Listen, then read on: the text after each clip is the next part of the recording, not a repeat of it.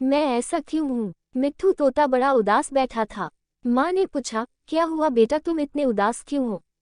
मैं अपनी इस अटपटी चोंच से नफरत करता हूँ। मिट्ठू लगभग रोते हुए बोला। तुम अपनी चोंच से नफरत क्यों करते हो बेटा?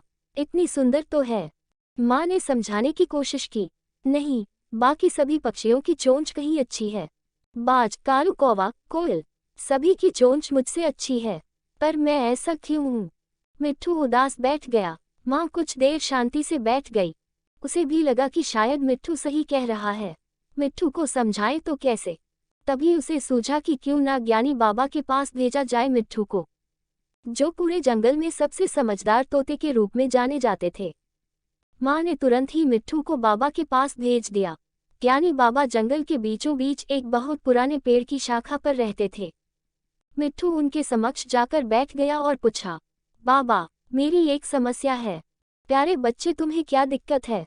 बताओ मुझे। मिट्ठू बताने लगा, मुझे मेरी चोंच पसंद नहीं है। ये कितनी अटपटी सी लगती है, बिल्कुल भी अच्छी नहीं लगती। वही मेरे दोस्त बाज, कालू कौवा, कोयल, सभी की चोंच कितनी सुंदर है। बाबा बोले, सो तो है, उनकी चोंचें तो अच्छी हैं। खैर, तुम ये बताओ कि क्या तुम्हें खाने में केचुए और कीड़े मकोड़े पसंद हैं? छी, ऐसी बेकार चीजें तो मैं कभी न खाऊं। मिट्ठू ने झट से जवाब दिया। अच्छा छोड़ो, क्या तुम्हें मछलियां खिलाई जाएं? या फिर तुम्हें खरगोश और चूहे परोसे जाएं? वेकक, बाबा कैसी बातें कर रहे हैं आप? मैं एक तोता हूँ, मैं ये सब खाने के लिए नहीं बना हूँ। मिट्ठू नाराज होते हुए बोला। बिल्कुल सही, बाबा बोले, यही तो मैं तुम्हें समझाना चाहता था।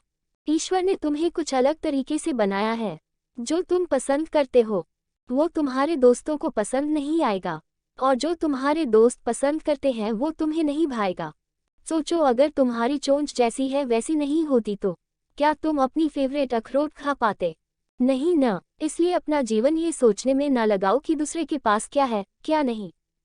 बस ये जानो कि तुम जिन गुणों के साथ पैदा हुए हो उसका सर्वश्रेष्ठ उपयोग कैसे किया जा सकता है, और उसे अधिक से अधिक कैसे विकसित किया जा सकता है।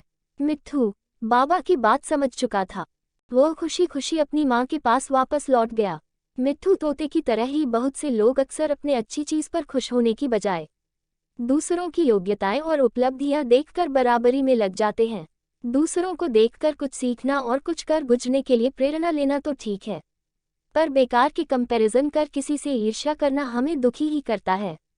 हमें इस बात को समझना चाहिए कि हम सब अपने आप में यूनिक हैं, और हमारे पास जो भी गुण हैं उन्हीं का प्रयोग करके हम अपने जीवन को सार्थक बना सकते हैं।